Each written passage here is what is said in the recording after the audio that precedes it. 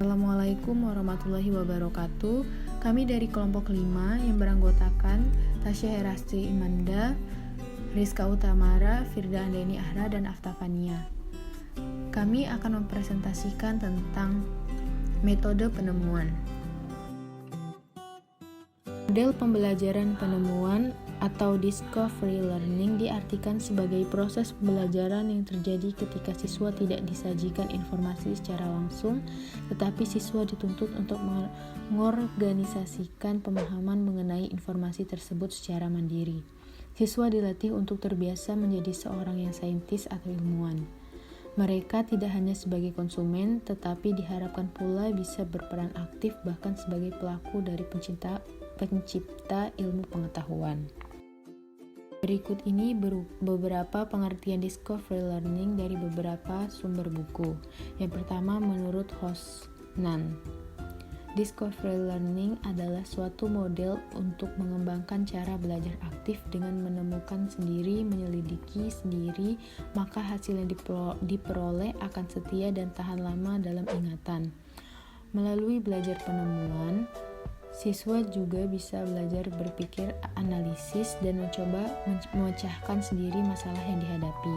Yang kedua, menurut Kurniasih, model discovery learning adalah proses pembelajaran yang terjadi bila pelajaran tidak disajikan dengan pelajaran dalam bentuk finalnya, tetapi diharapkan siswa mengorganisasikan sendiri.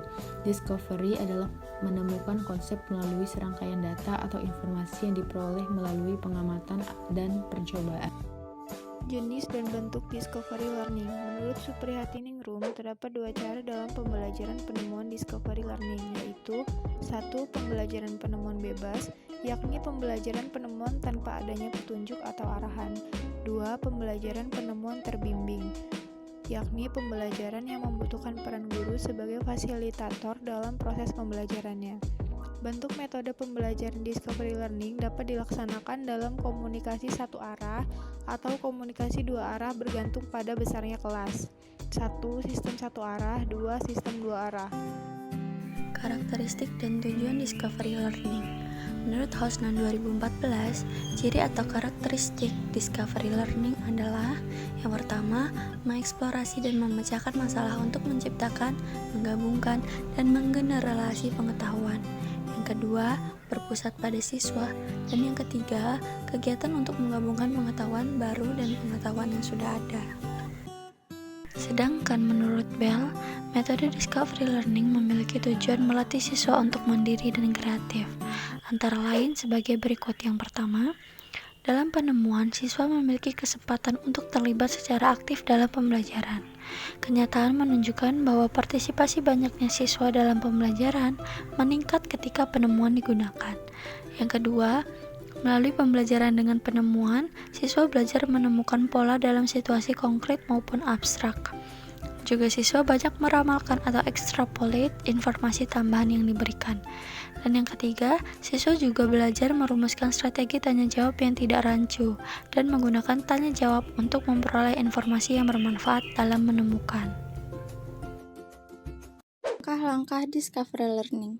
Menurut Fairman tahun 2003, langkah-langkah pembelajaran dalam model discovery learning antara lain orientation, hypothesis generation, hypothesis testing, conclusion, dan regulation, yang secara rinci dapat dijelaskan sebagai berikut. Pertama yaitu orientation. Guru memberikan fenomena yang terkait dengan materi yang diajarkan untuk memfokuskan siswa pada permasalahan yang dipelajari. Fenomena yang ditampilkan oleh guru membuat guru mengetahui kemampuan awal siswa. Tahap orientation melibatkan siswa untuk membaca pengantar dan atau informasi latar belakang, mengidentifikasi masalah dalam fenomena, menghubungkan fenomena dengan pengetahuan yang didapat sebelumnya. Yang kedua, hypothesis generation. Informasi mengenai fenomena yang didapatkan pada tahapan orientation digunakan pada tahapan hypothesis generation. Tahapan hypothesis generation membuat siswa merumuskan hipotesis terkait permasalahan.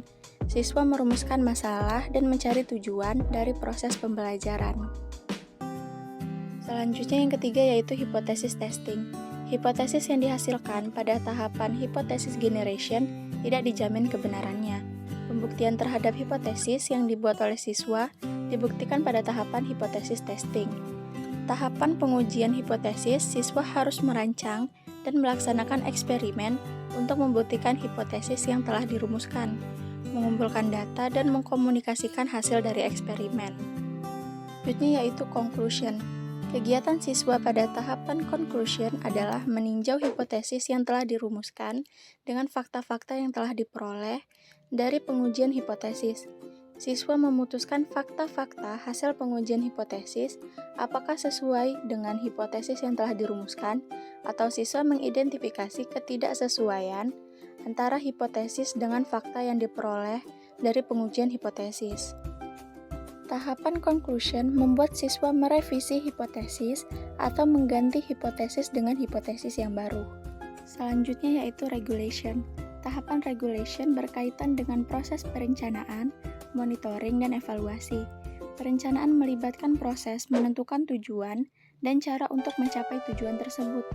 Monitoring merupakan sebuah proses untuk mengetahui kebenaran langkah-langkah dan tindakan yang diambil oleh siswa terkait waktu pelaksanaan dan hasil berdasarkan perencanaan yang telah dibuat sebelumnya. Guru mengkonfirmasi kesimpulan dan mengklarifikasi hasil-hasil yang tidak sesuai untuk menemukan konsep sebagai produk dari proses pembelajaran. Selanjutnya, kelebihan dan kekurangan discovery learning.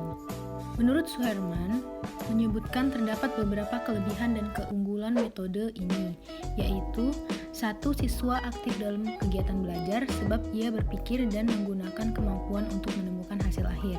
Yang kedua, siswa memahami benar bahan pelajarannya sebab mengalami sendiri proses menemukan sesuatu yang diperoleh dengan cara ini lebih lama diingat. Yang ketiga, menentukan sendiri bisa menimbulkan rasa puas.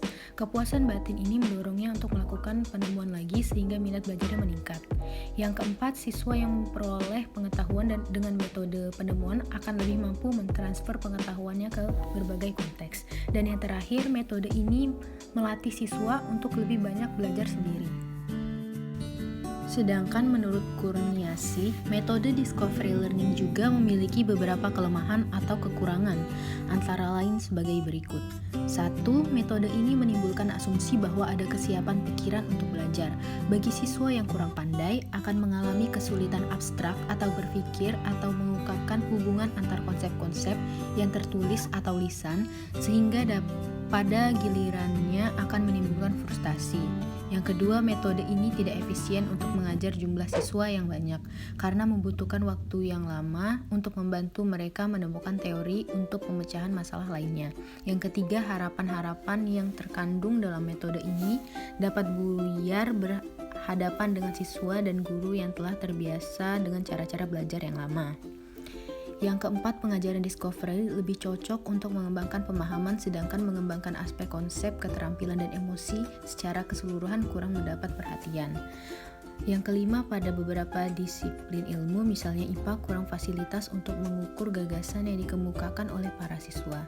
Dan yang terakhir, tidak menyediakan kesempatan-kesempatan untuk berpikir yang akan ditemukan oleh siswa karena telah dipilih terlebih dahulu oleh guru. Baiklah, sekian presentasi dari kelompok kami. Kami akhiri. Wassalamualaikum warahmatullahi wabarakatuh.